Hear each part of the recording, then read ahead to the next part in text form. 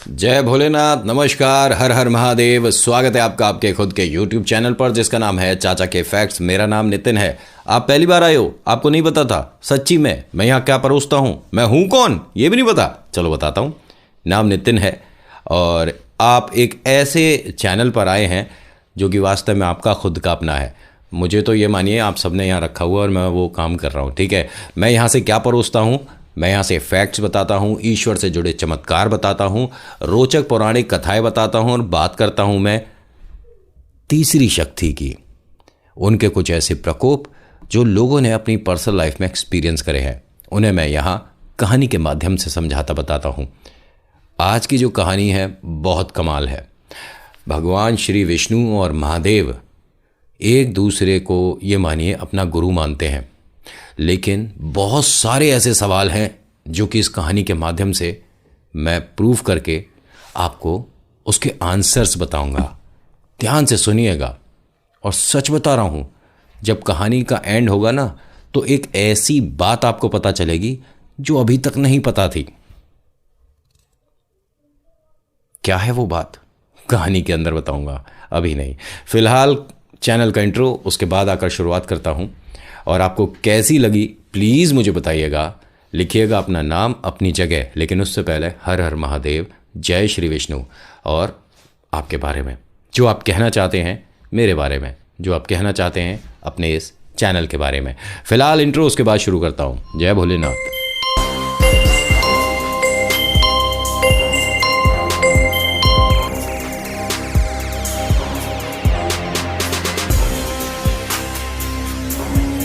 आज की ये बड़ी कमाल की कहानी है जिसके अंदर भक्त और भगवान दोनों ही एक दूसरे को अपना गुरु मानते हैं। होता क्या है कि भगवान श्री विष्णु जैसा महादेव को बहुत पसंद करते हैं और उनके आराध्य हैं, ये मान लीजिए कि पूजा करते हैं वो महादेव की और महादेव पूजा करते हैं विष्णु जी की, दोनों एक दूसरे के गुरु। बस कहानी को आप ज़रा ध्यान से सुनिएगा, ठीक है। ये भी कह सकते हो कि नाम अलग हैं लेकिन एक ही हैं, ये सब एक हैं। होता क्या है कि विष्णु भगवान मन ही मन ये सोचते हैं कि मैं महादेव के लिए ऐसा क्या करूं जो अभी तक किसी ने नहीं किया हो। मुझे भोलेनाथ को प्रसन्न करना है, खुश करना है और उन्हें ये लगना चाहिए कि हाँ, विष्णु बहुत ज़्यादा मेरे करीब हैं और विष्णु मेरे सबसे बड़े भक्त हैं। ठीक है, उन्हें ये प्रूव करना है एक तरह से।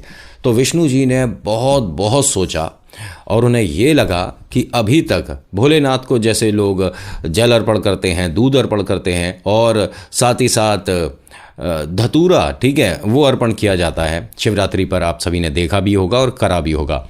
लेकिन किसी ने आज तक कमल के साथ, ठीक है, कमल के फूल के साथ महादेव को प्रसन्न नहीं किया। क्यों ना मैं 1000 कमल, ठीक है, इकट्ठे करूं और मैं सभी 1000 फूलों को सिद्ध करके महादेव पर अर्पण करूं। ओम नमः शिवाय का जाप करना है और जब तक मैं 1000 फूल महादेव पर अर्पण नहीं करता मैं रुकूंगा नहीं।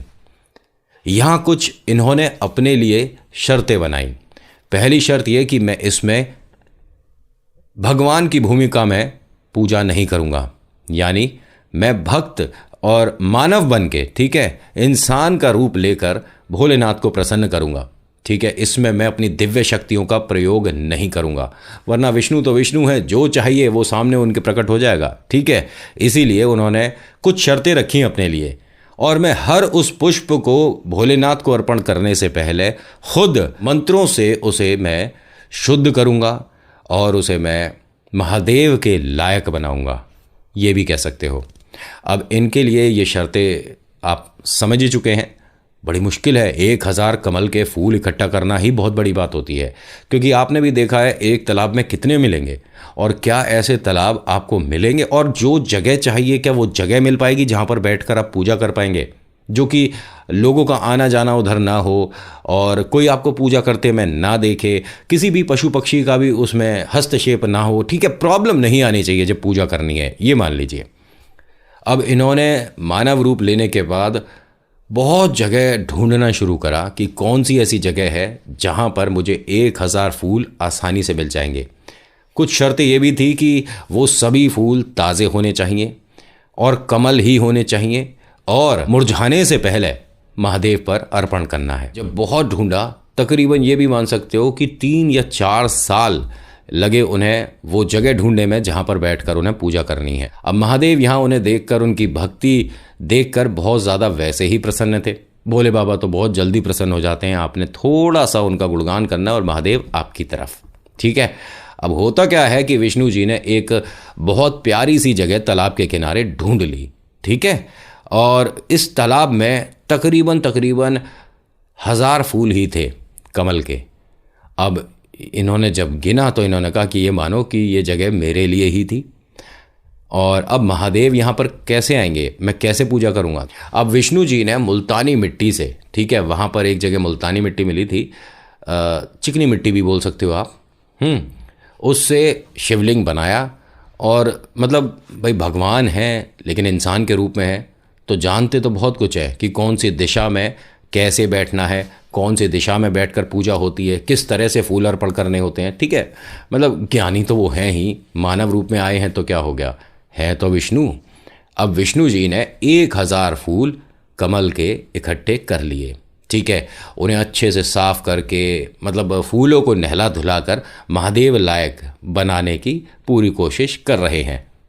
अब यहाँ एक बहुत बड़ी थाल उन्होंने, ये मानिए कि पत्तों से बना रखी थी, और उस पर ये 1000 फूल रख दिए। आंखें बंद करी और हर हर महादेव बोलकर उन्होंने अपनी पूजा शुरू करी।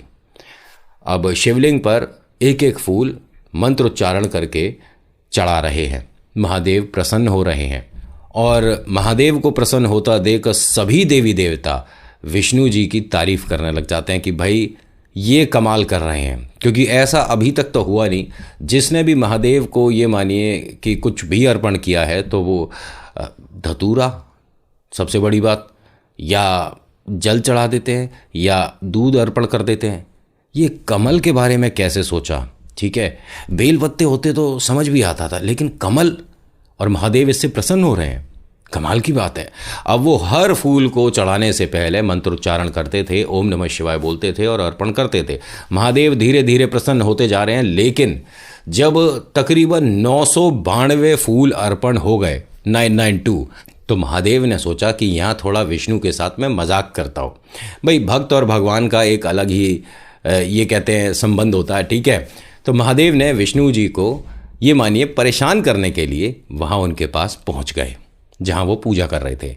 अब विष्णु जी ने 995 नंबर का जब फूल चढ़ाया तो भोलेनाथ ने उन्हें पहले ध्यान से देखा कि आंखें बंद हैं, हर तरफ से पूरा चेक कर लिया कि विष्णु जी को नहीं दिख रहा इस समय, और ये हैं भी भक्त के रूप में, तो अगर विष्णु जी होते तो आंखें बंद हैं या खुली, भाई उन्हें तो सब पता है आगे पीछे क्या चल रहा है।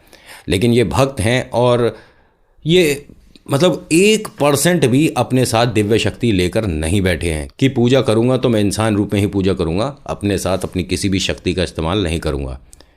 जैसे ही इन्होंने 998 नंबर का फूल उठाकर अर्पण करा तो महादेव ने चोरी छुपके एक फूल उसमें से अपने पास उठा लिया।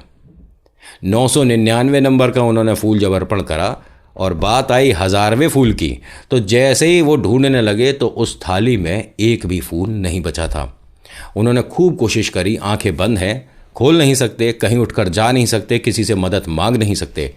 तो अब ये रोने लग गए, विष्णु जी की आंखों से आंसू आने लग गए कि ये गलत हो गया। हो सकता है कि हवा से वो फूल इधर उधर कहीं गिर गया है, या कोई हो सकता है कि पशु पक्षी यहाँ पर है जो कि फूल उठाकर ले गया, या कोई चिड़िया ले गया। मेरे को कुछ समझ नहीं आ रहा, आंखें खोलूं नहीं खोलूं, क्या करूं। महादेव की भक्ति में इस तरह की परेशानी आ जाए, महादेव की भक्ति में इस तरह का विघ्न आना बहुत बड़ी बात है। और मैं यहाँ ये मानिए कि वो भक्त नहीं बन पा रहा जो कि महादेव को सबसे प्रिय होगा। बहुत सोचते हैं विष्णु जी की क्या किया जाए, खूब कोशिश करते हैं आंख बंद में ही इधर उधर हाथ घुमाते हुए कि भाई क्या पता इधर उधर कहीं फूल मिल जाए। जब कहीं फूल नहीं मिला और ये बहुत चिंतित हो गए, परेशान हो गए, तो इन्हें ध्यान आया कि विष्णु जी को बहुत सारे भक्त कमल नयन के नाम से भी जानते हैं। और मैं यहाँ पर माफ़ी चाहूँगा, मैं कोई तुलना नहीं कर रहा किसी से भी, लेकिन ब्रह्मांड में इनसे प्यारी आंखें आज तक किसी की नहीं हुई। कन्हैया के बारे में बोल रहा हूँ, मतलब विष्णु जी से प्यारी आंखें आज तक किसी की नहीं हुई। ठीक है। अगर मेरी बात को कोई पूछे कि भाई पसंद तो मुझे देखो सभी हैं, मैं किसी की किसी से तुलना नहीं करता, लेकिन मुझे गणपति की आंखें बहुत प्यारी लगती हैं, बहुत ज़्यादा प्यारी। आप कभी मुंबई आए ना तो आपने, खैर मैं गणेश जी वाली कहानी पर आ जाऊंगा वरना यहाँ दो कहानी मिक्स हो जाएगी। पहले इसी कहानी को पूरी कर देता हूँ।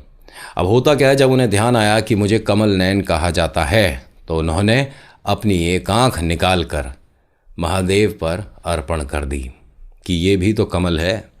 अब जैसे ही महादेव ने ये देखा, भोले बाबा की आंखों में आंसू आ गए और उन्होंने उसे तुरंत ही विष्णु जी को वापस कर दी। ठीक है, विष्णु जी ने जैसे ही महसूस करा कि कोई दिव्य शक्ति मेरे पास है, उनकी आंखें खुल गईं और उनके आंसू लगातार बह रहे थे। महादेव ने उन्हें गले लगा लिया और कहा कि विष्णु, मेरे को तुम बहुत प्रिय थे, हो और हमेशा रहोगे। तुम्हें इसकी ज़रूरत ही नहीं थी, तुम सदैव मेरे दिल के बहुत करीब हो। मैं कभी भी तुम्हें अकेला नहीं छोड़ सकता। और हाँ, आपको एक बात और बता दूं कि इससे पहले तक विष्णु जी के पास किसी भी तरह का कोई भी शस्त्र नहीं हुआ। ठीक है, उन्होंने रूप जो भी बदले, उस समय भी उनके पास कोई शस्त्र नहीं था। बांसुरी थी और माँ के साथ बहुत सारी यादें थीं, या बचपन में मक्खन चुराना था, ये सब था, लेकिन शस्त्र नहीं था। इनके पास शस्त्र यहीं से आया।